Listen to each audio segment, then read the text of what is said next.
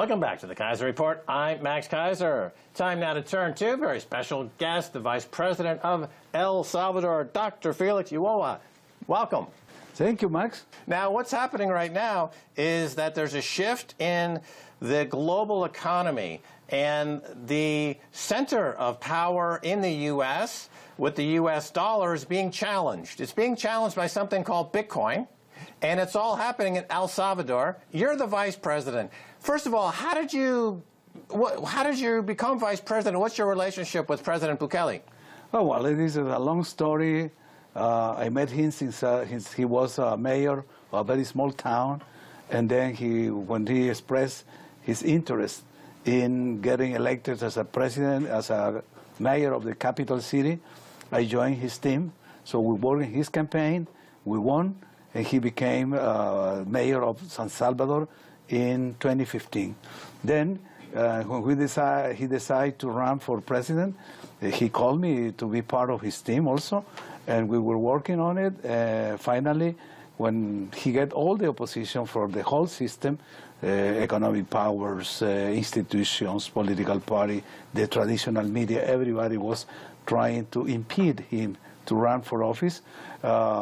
We fought, and we find out some ways to get him registered as a candidate, but the last movement of the traditional system was to cancel the political party who allowed him to be part of it. Then we decided, well, this is only one chance, and the one chance was 2 hours away of the deadline to get registered. And he found this party, Ghana. He called me. I thought that I was called as a lawyer because I was a legal advisor. But my surprise was when he said, okay, you sign here. I said, what for? He said, because you will be part of my ticket. So we are the ticket. I was surprised. I couldn't even check with my, my relative, my wife, etc., because we were half an hour away from the deadline. So I immediately signed it because it was a sort of commitment from the whole Salvadorians. Once he said, don't leave me alone.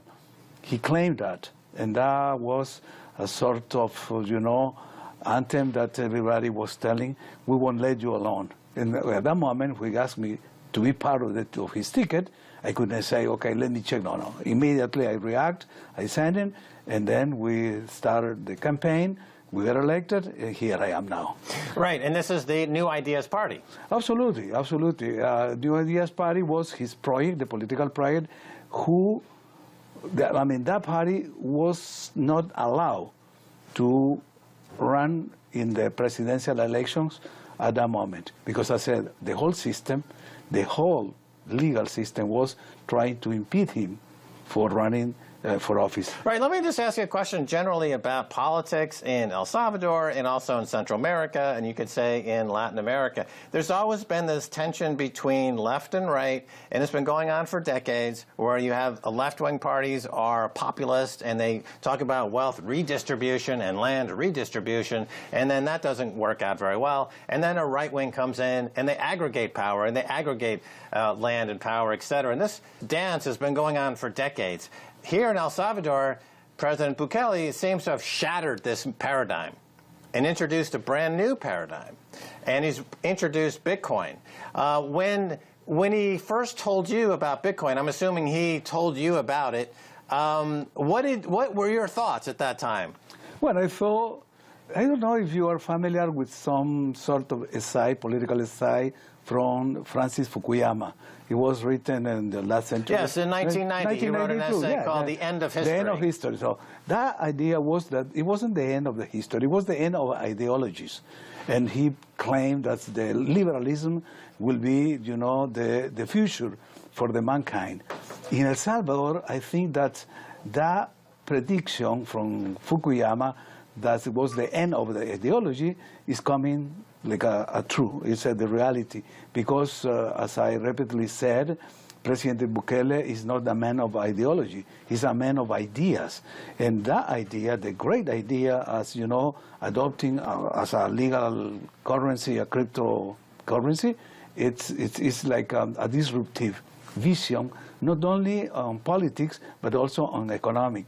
And for El Salvador, does mean that El Salvador has been put now in the leadership worldwide in that situation that you mentioned, the challenge of the fiat currency as the dollar has Right. been. Let me jump in here for a second. So you mentioned Francis Fukuyama. He had a very famous essay in 1990, The End of History, and it really referred to the end of the Berlin Wall and the collapse of the Soviet Union. And I know people in the United States interpreted that as we won, they lost. But here we are in the year 2022, and it doesn't seem as though the United States and Great Britain and Europe understood the lesson of the end of history, as well as El Salvador, as you're describing it. It seems as though, as you are giving your view of that essay, very famous essay, is that the end of history means the end is the beginning of politics driven more by ideas than ideology. Is that a fair thing to say? That is absolutely correct. And as you said, the Western didn't understood the lesson of the history.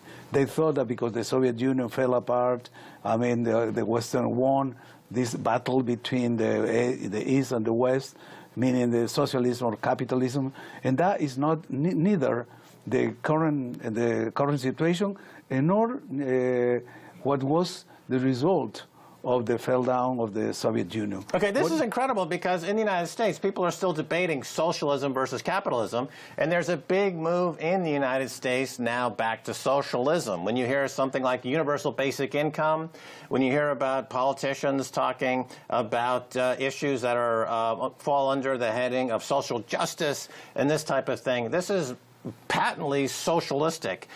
Whereas El Salvador has said, you know, we're beyond that. We're moved beyond that. And with Bitcoin giving the possibility to break the paradigm, what is it about Bitcoin that allows a country like El Salvador to make such a bold kind of move into the future? What is it about Bitcoin?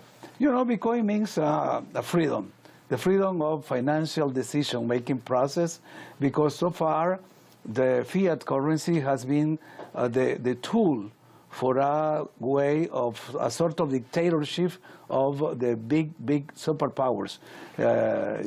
You could say the US dollar, you could say the euro, you can say the pound, the British sterling pound. So whatever fiat currency is dealt by the central banks or by the Fed in the United States, it means that you have the control. And if you control economy, you can control politics, even culture. I mean, you control everything. So when this new way, this sort of new revolution in the financial fields worldwide shows up, I mean, immediately the people worldwide is like breathing a new earth of freedom. And we have seen the reaction of the multilateral institution, financial institution, for instance, like the IMF, like the World Bank, like IMF, all this. I mean, but so far I think that they have understood that this is a battle that they never will win, because do you think they understand that? I don't get the impression they know that they've lost this battle. I think they're still kind of fighting. In the public statements, they will still challenge that, and they will still warning the nation, the governments, don't run that risk. You are losing, like you said, no? This company, like the Moody's or the Fitch or the Standard & Poor's, that say, El Salvador is losing the grade because the Bitcoin. I mean, I think those are the sort of threats just to discourage, as the President Bukele said, not because we have oil or we have gold or we have diamonds or we have natural resources, because we could be a bad example for others. I mean, El Salvador start being, focused on the world economic think tanks, and many people are more than curious. They are interested in coming to El Salvador. Many people have called me from Europe, from South America. The last call I received was from Mexico. People that are interested to come over here and try to do some sort of research, to socialize with officials of the economic system, financial system in El Salvador, to see how we are managing this project. And basically, how can we build the legal framework to allow this new economic and financial system, the currency of the Bitcoin as a legal tender in El Salvador? It needs a sort of legal infrastructure. And we are dealing with that. That means that El Salvador has now this harmony between the executive branch and the legislative branch. Okay, now that's interesting. So let's focus on that. So first of all, you began by talking about freedom. Yeah. And freedom seems to be the exact opposite of what the IMF is interested in, what the World Bank is interested in, what all the central banks are interested in. They're interested in control. They're not interested in freedom. So if you have a country that is now openly free and the population is free and you have an unconfiscatable wealth, that's a challenge and a threat to their model of control, is what I'm hearing. You also said something very interesting. So with Bitcoin, the harmonization between the executive, the legislative, and the executive, the legislative, and the judicial branches of government, there's harmony. Talk about that a little bit. That's fascinating. Oh, yeah, because, you know, at the beginning we were, I mean, the image of the President Bukele was presented as a new dictatorship, a new way of dictatorship. He was called the millennial dictator, and this kind of, you know, black legends. I mean, something that it is absolutely not true. Now people are realizing that he has a strong leadership, and being a strong leader, that he has a very wide popular back support from the population. Now is the time of the institution to present to him this back support, and that is the time of the new legislature, the new National Assembly that was elected in February 2021, that means kind of 1 year ago. He took office on May the 1st, and from first day, many laws were submitted to the legislature from the executive that during the 2 years that we were in office, because we were elected in 2019, so we have to wait 2 years until a new assembly, a legislature was elected, and now with this harmony, we have proved that the three branches of the government, the judiciary, the legislative, and the executive, are working in harmony and in the same way. All right, so, we're going to cut it up there. We're going to come back and do a second segment. Okay. But for now, we say goodbye. Dr. Felix, thank you. Okay, my pleasure. Stay right there. Don't go away. I won't move. Nice chairs. That's going to do it for this edition of the Keiser Report with me, Max Keiser, and Stacy Herbert. Again, thanks to our very special guest, Dr. Felix Ulloa, the Vice President of El Salvador. Till next time, bye, y'all.